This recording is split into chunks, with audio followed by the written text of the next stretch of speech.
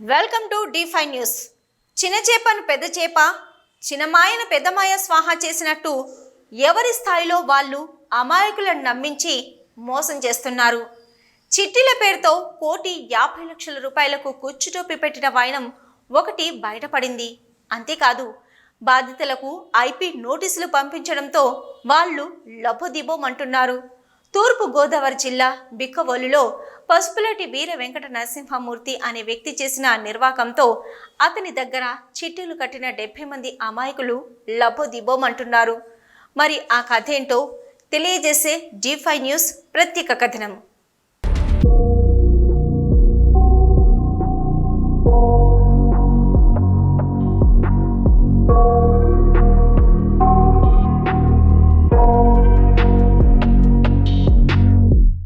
I got nightmares in my head, I fear that the thoughts build up until I can't hear, that my mind fills up.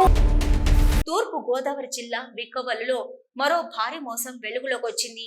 దాదాపు 1,50,00,000 రూపాయలకు పసుపులేటి వీర వెంకట నరసింహమూర్తి ఒకరు టోకరా వేశాడు. అంతేకాదు, వీళ్ళందరికీ IP నోటీసులు పంపించాడు.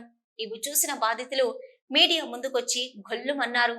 ఇంతకీ తెర వెనుక ఏం జరిగిందంటే, పసుపులేటి వీర వెంకట నరసింహమూర్తి అనే వ్యక్తి జనం దగ్గర డబ్బులు వసూలు చేసి ఆన్ రిజిస్టర్ చిట్టి వ్యాపారం నిర్వహించేవాడు. ప్రజలు కూడా ఎన్నో ఏళ్ల నుంచి నమ్మకంగా అతని దగ్గర డబ్బులు కట్టేవారు. అయితే చీటీ పాడుకున్న వారు డబ్బులు వెంటనే ఇచ్చేయడం లాంటివి చేసేవాడు. ఇలా అతని వద్ద దాదాపు 100 మంది వరకు చిట్టీలు వేసేవారు. ఇలా ప్రజల సొమ్ములు దాదాపు 2 కోట్ల రూపాయలకు పైగా టర్నోవర్ చేసేవాడని అంటున్నారు.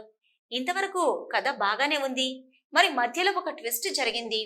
అదేంటంటే, నరసింహమూర్తి ఏం చేశాడంటే, చీటీ పాట పాడుకున్న వాళ్లతో మాట్లాడుతూ, మీరు బయట వడ్డీలకిస్తే మోసం చేస్తారు, లేదా బ్యాంకులో వేస్తే తక్కువ వడ్డీ వస్తుంది, అందువల్ల పెద్ద ఉపయోగం లేదు, కాబట్టి నా వద్ద దాచుకుంటే మీకు మంచి వడ్డీ ఇస్తానని నమ్మబలికాడు. నా పేరు పల్లి భాస్కర్రావు అండి. నేను హ్యాండిక్యాప్డ్ అండి. నా దగ్గర 2 లక్షలు తీసుకున్నాడండి. సీటు కట్టుకుంది కానీ, అలాగే 1,00,000 రూపాయల సీటు పూర్తి అయిపోయిందండి. 18 కట్టాను. ఇంకా అక్కడి నుంచి రావడం మానేసాడండి. కంటిగా కనిపించలేదు. ఫోన్ చేస్తుంటే చుట్టూ ఫోన్ ఎత్తాడండి. ఫోన్ ఎత్తి, నేను ఎక్కడికి వెళ్ళలేదు, మీకు కొంచెం లేట్ అవుద్ది, మీ డబ్బులు మీకు తెచ్చి ఇచ్చేస్తాను, అందు గురించి నేను అత్తమాన ఫోన్ చేయకండి, నేను ఏదో పనిలో ఉంటున్నానని చెప్పాడు. అలాగే నమ్మి ఊరుకున్నాండి. లాస్ట్కి వచ్చేటప్పటికి మాకు అందరికీ కూడా దెబ్బేశాడు.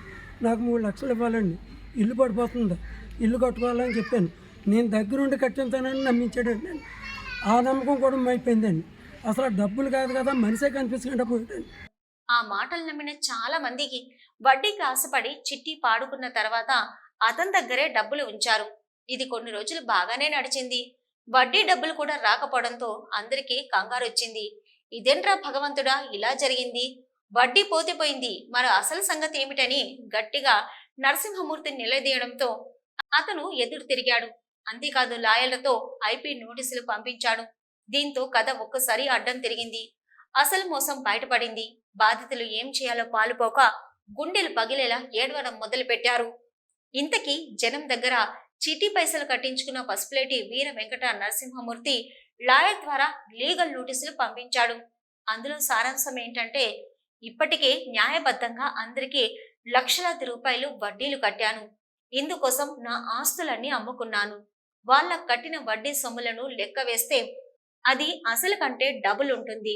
అంతేకాదు, డబ్బులిచ్చిన వారెవరైతే ఉన్నారో వారిచ్చిన మొత్తానికి మించి తన వద్ద నుంచి ప్రామిసరీ నోట్లు, ఆస్తి పత్రాలు అన్నీ రాయించుకున్నారు. ఇప్పుడు తమ వడ్డీ డబ్బులు అసలు కట్టినా సరే ఇంకా వడ్డీ రావాల్సి ఉందని వేధిస్తున్నారు. అందువల్ల సదరు వ్యక్తుల నుంచి తనకు రక్షణ కల్పించవలసిందిగా రామచంద్రపురం కోర్టులో దావా వేసి నోటీసులు పంపించాడు. అంతేకాదు, అందులో తానేమని అన్నాడంటే, తన వద్ద 3 ఆస్తులు మాత్రమే ఉన్నాయి, మీకు ఎవరికైతే ఎంతెంత రావాలని అంటున్నారో వారందరూ ఆధారాలతో సహా వస్తే ఆ 3 ఆస్తులు నమ్మి ఆ వచ్చిన సొమ్మును కోర్టు సమక్షంలో అందరికీ పంచుతానని అందులో తెలియజేశాడు. ఇది చూసిన లబ్ధిదారులు లబోదిబోమంటున్నారు. నేను టిఫిన్ అమ్ముకుంటానండి, సీటు అలా డైలీ వచ్చి కట్టించుకుంటానండి. నెలకోసారి వచ్చి కట్టించుకున్నాను. నాకు 2 లక్షలు ఇవ్వాలండి. సీటు డబ్బులేనండి. అతని పేరు సిటీసీనండి, పసుపులేటి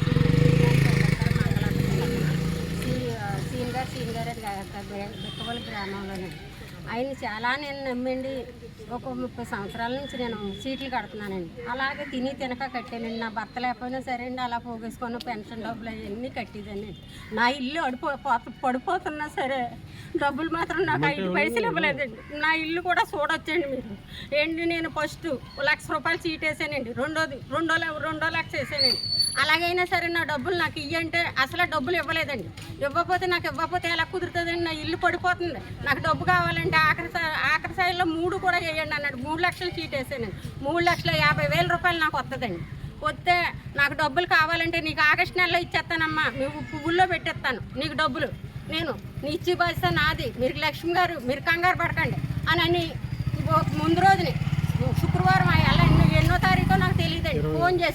ఫోన్ చేస్తా ఎక్కడున్నారండి మీరు, మా ఇల్లు పడిపోతుంది డబ్బులు మరి చూడకండి అంటే, ఎక్కడ పోతున్నాను ఎక్కడికన్నా పోయాను అనుకున్నారా అని అన్నాడండి. చాలా రాంగ్గా చెప్పాడండి సమాధానం. ఇప్పటికీ ఆన్లైన్ మోసాలు పెరిగిపోతున్నాయి. సైబర్ నేరగాళ్లు రెచ్చిపోతున్నారు. ఇలాంటి సమయంలో నమ్మిన మనుషులు కూడా నిలువుగా ముంచేస్తున్నారు. కడుపు కట్టుకుని రూపాయి పోగేసుకొని నరసింహమూర్తి దగ్గర దాచుకుంటే అతను చేతులెత్తేయడంతో ఏం చేయాలో తెలియక నెత్తి నోరు కొట్టుకుంటున్నారు. బిక్కబోలులో సుమారు 70 మంది వరకు పసుపులేటి వీర వెంకట నరసింహమూర్తి వద్ద ₹1,00,000, 2,00,000, ₹5,00,000 వరకు వడ్డీకిచ్చారు. వారందరూ ఇప్పుడు గొల్లుమంటున్నారు. పిల్లల పెళ్లిళ్ల కోసం దాచుకున్నారని కొందరు, పిల్లల చదువుల కోసమని కొందరు, భర్త చనిపోవడంతో కష్టకాలంలో ఆదరువుగా ఉంటుందని కొందరు, ఇలా ఒక్కొక్కరివి ఒక్కొక్క కన్నీటి గాథలు అక్కడ వినిపిస్తున్నాయి. అయితే ఆన్ రిజిస్టర్డ్ సంస్థలలో చిట్టీలు వేయడం వల్ల బాధితులకు అంత న్యాయం జరగకపోవచ్చని అంటున్నారు. అయితే నరసింహమూర్తి తన ఆస్తులను నమ్మి ఉన్నంతలో తీరుస్తానని అనడంతో కోర్టుకు వెళ్లిన పెద్దగా లాభం ఉండకపోవచ్చునని న్యాయవాదులు అంటున్నారు. నరసింహమూర్తి అనే వ్యక్తి నేను అప్పు తీర్చానని అంటే తప్పవుతుంది, కానీ ఉన్నంతలో ఆస్తులమ్మి తీరుస్తానంటే ఎవరు కూడా ఏమీ చేయలేరని అంటున్నారు. చీటి కట్టమని అడిగాడండి. అడిగితే బాబు కట్టలేనన్నా నల్ల కుదరదమ్మా కట్టు నువ్వు అట్లా అన్నాడండి. అంటే నేను ₹1,00,000 సీట్ అండి, ఇలా పెన్షన్ డబ్బులు రాగానే ఆ డబ్బులు ఉన్న డబ్బులు వేసి వెంటనే మనవరాల చేత పంపేసేదాన్నండి. లేకపోతే సాయంకాలం మాత్రం మంగళవారం శుక్రవారం కూడా కాకుండా వచ్చేసేవాడు. వచ్చి వెంటనే ఇచ్చేసేదాన్నండి.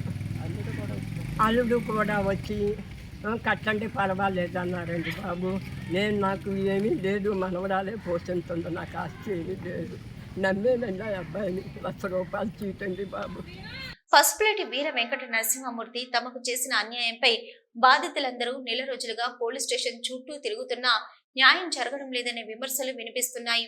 అయితే కొత్తగా బిక్కబోలు పోలీస్ స్టేషన్ కి ఎస్ఐ రవిచంద్ర కుమార్ వచ్చారు. ఆయన బాధితుల గోడు విని తగిన న్యాయం చేస్తారని హామీ ఇచ్చారు. ఇక్కడి వరకు ఒక అడ్డంకి తొలగిపోయింది.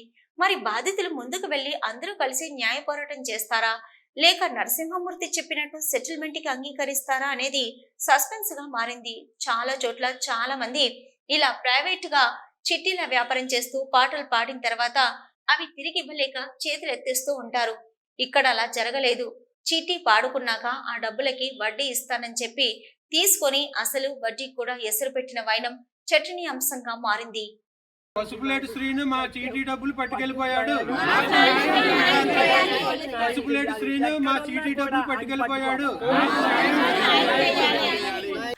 అనుమతులు లేకుండా చిట్టీల వ్యాపారం ఒక బిక్కబోలులోనే కాదు, రాష్ట్రమంతా కూడా జరుగుతుంది. చాలా చోట్ల అమాయక ప్రజలు మోసపోతూనే ఉన్నారు. వీటిని నియంత్రించవలసిన అధికారులు, పోలీసులు, వ్యవస్థలన్నీ కళ్ళు మూసుకొని ఉండడంతో ఎవరికి వారు ఇష్టారాజ్యంగా పేద ప్రజల జీవితాలతో ఆటలాడుతున్నారు. వారి భవిష్యత్తులతో చెలగాటమాడుతున్నారు. ఇలాంటి మోసాలకు అడ్డుకట్ట వేయాలని, మోసం చేసిన వారిని కఠినంగా శిక్షించాలని బాధితులు కోరుతున్నారు.